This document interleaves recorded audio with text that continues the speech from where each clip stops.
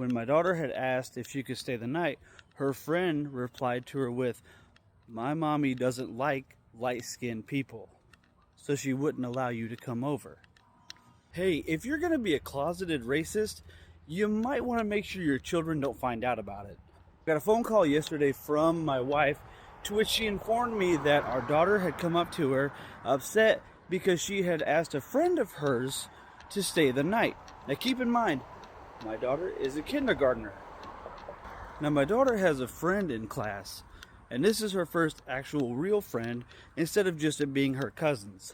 Now my daughter is white and her friend just happened to be black. Does it really matter? No, but for the importance of this story, it kind of does. My daughter had asked her friend if she could stay the night, which is a big deal because she's never really stayed the night at other people's houses, ever.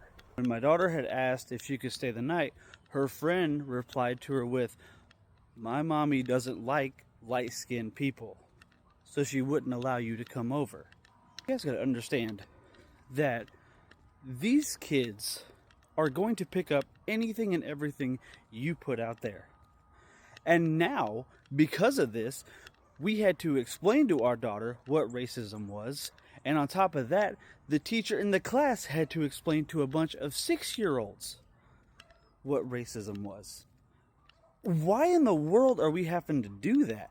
That makes no sense whatsoever. I'm not mad at her mom or anything like that.